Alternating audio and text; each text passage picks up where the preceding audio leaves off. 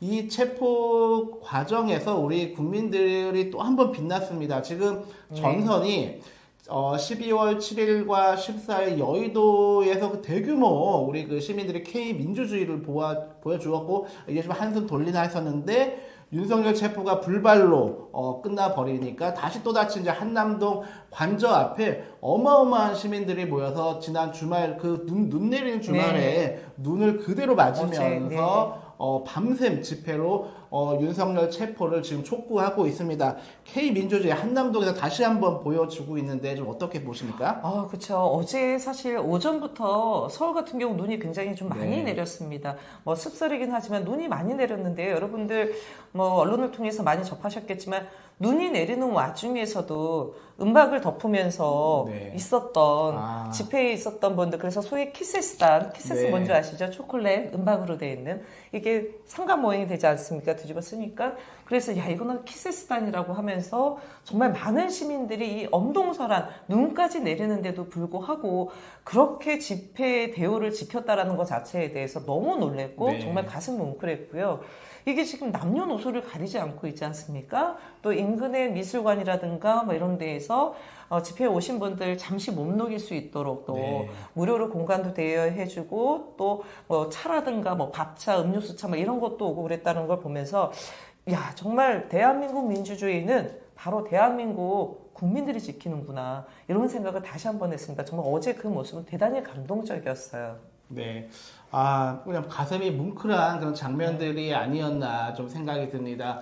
우리가 그 여의도에서 이제 12월 14일 그 어마어마한 인파가 우리 K 민주주의를 지켜냈고 윤석열 탄핵을 시켰기 때문에 이제 다음 공은 공권력이 집행만 하면 된다라고 좀 생각을 했었는데 웬걸 공수처가 그 어제 뭐라고 했냐면 눈이 내리니까 기상 악화로 안전 우려 때문에 집행이 어렵다고 밝혔어요. 근데 그 말을 듣고 그 20대 그 젊은 여성들이 밤을 새워서 그 눈을 그냥 맞으면서 한남동 관저 앞 그 도로에서 현장을 지켰습니다. 공수처 우리 그 검사 공무원들 정말 부끄러워하고 창피해야 할 것 같고요. 우리 역사가 그런 것 같아요. 우리가 이제 그 조선 시대를 보면 선조는 선조는 그 한양을 비우고 도망을 갔지만 자기 살겠다고 도망가고 우리 백성들은 정말 그렇죠. 자신의 목숨을 걸고 우리 의병들이 또 나서고 우리 민족성이 그대로 이번 한남동에서도 보여주고 있는 거 아닌가 하면서 각종 미담 사례도 지금 훈훈한 미담이 좀 전해지고 있습니다. 방금 말씀하셨듯이 한 수도원이었던 것 같아요. 저도 지금 지나가면서 그 앞에서 많이 보았던 수도원이었는데 수도원에는 신부님이 직접 응원봉을 들고 응원봉을 보고 여기부터 여기까지 저 따라오세요라고 하면서 휴식 공간을 제공해주고 했던 모습들 좀 뭉클하고 또 이제 그 난방버스 중에 어떻게 구하셨는지 모르겠는데 그 옛날 우리가 그 5.18 광주 항쟁 때 보았었던 그 버스를 재현하는 듯한 해서 내란수의 윤석열 체포하라 이런 현수막을 손글씨로 쓴 것 같아요. 써서 그거를 또 난방버스로 제공하고 현장에서 김밥과 그 커피를 제공하는 그런 커피차까지도 동원되고 정말 이 K 민주주의가 정말 하루하루 그러니까 아까 이야기했던 BBC 같은 방송들이 놀랄 수밖에 없는 어떻게 한국 국민들은 이 정도 수준이 나올 수 있지 하는 게 아니었나 하는 좀 생각을 좀 해봤습니다.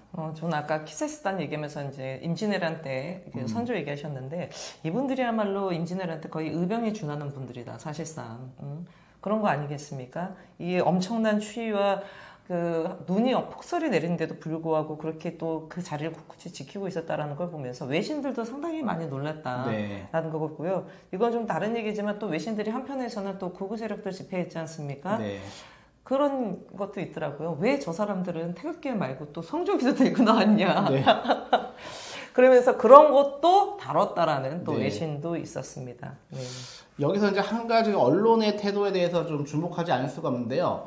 지난 12월까지만 해도 연합뉴스, YTN, 조선일보, 동아일보, 중앙일보 모든 언론이 이 내란 수계 윤석열에 대해서 질타하는 그러면서 실시간 이 방송을 했는데 이게 해가 넘기고 특히 이제 1차 그 체포가 불발되면서 방송들의 그 태도가 양비론으로 기계적 중립으로 바뀌고 있고 거기에 이제 연합뉴스, YTN 이런 그 방송사들이 좀 앞장서고 있는 모습입니다. 그래서 특히 이제 어제였나요? 어제 그 TV조선인가 그 채널에서 정확히 기억나지 않지만 이상한 언론 그 여론조사가 보도가 됐어요. 무슨 여론조사 공정이에요. 예, 네. 무슨 뭐 윤석열 지지율이 40%라고 네. 하는 말도 안 되는 그러한 것도 그냥 방송에서 그대로 실어줍니다. 그래서 MBC 같은 경우는 이미 다 정리하지 않았습니까? 기계적 중립은 없다. 내란의 중립이 어디 있어요? 내란은 척결하고 진압해야 할 것이 내란이지 이것에 대해서 윤석열 측 50% 그래서 탄핵 찬반을 마치 보수와 진보의 그런 균형으로 연합, YTN 그리고 조중동이 지금 태세 전환을 한 것이 보여지고 이게 좀 매우 좀 안타깝게 좀 생각이 좀 됩니다.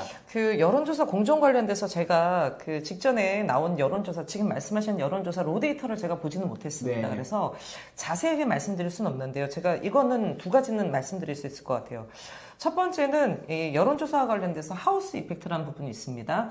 여론조사 기관을 어디가 했냐, 네. 의뢰했던 매체가 어디냐에 따라 가지고 소위 말해서 보수 쪽에서 의뢰를 하게 되면 보수 쪽의 지지가 높아지는 그런 부분이 있어요. 네. 예를 들어서 우리가 이제 예를 들어 경향신문이 의뢰해서 여론조사를 했다라고 한다면 다 이제 여론조사할 때 그런 얘기를 하지 않습니까? 예. 그럼 보수층들은 응답을 안 하는 거예요. 네. 그렇기 때문에 상대적으로 높아지는 그런 하우스 이펙트 효과가 있고 여론조사 공정이 그렇습니다. 그다음에 두 번째 부분은 뭐냐면 제가 이 지금 말씀하셨던 것이 아니라 그 직전의 여론조사 2주에 한 네. 번씩 해요. 그때 이미 윤석열 30% 넘은 여론조사가 나왔었어요.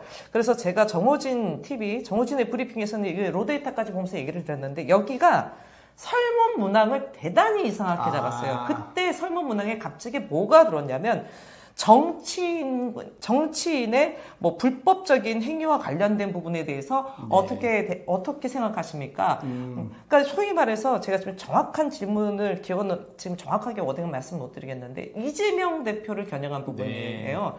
그러니까 정치인의 불법적인 일로 해서 정치인이 재판이 됐을 때 어떻게 생각하냐 뭐 이런 부분이에요. 네. 근데 그거를 들으면 당연히 민주당 지지자 같은 경우는 야 이게 질문이 갑자기 왜 나와? 거기다 윤석열 내란 때문에 나라가 떠들썩한데 난데없는 그런 질문이 나오는 거 아니겠습니까? 그러면 전화를 끊는 거예요. 이게 뭔 얘기냐면 이번에 미국 대선에서 대한민국 모든 언론은 해리슨이 된다고 했습니다. 그랬죠. 트럼프가 됐어요. 네. 근데 트럼프가 됐던 가장 결정적인 거는 미국은 특히 언론사별로 진영 이게 되게 강하고 하우스 이펙트도 강하고 특히 뭐 예를 들어서 이민자와 관련돼서 뭐 트럼프가 개 고양이 먹는다 그런 얘기를 해서 한번 이슈가 된 적이 있지 않습니까? 네. 그런 문항을 넣게 되면 트럼프 지지자들은 그냥 끊는다는 거예요. 네. 그런 부분처럼 우리나라도 지금 보니까 이렇게 좀 악의적인 여론을 조장하는 그런 행태가 나타나고 있다라는 부분이고요. 그걸 꼭 좀 말씀드리고 싶네요.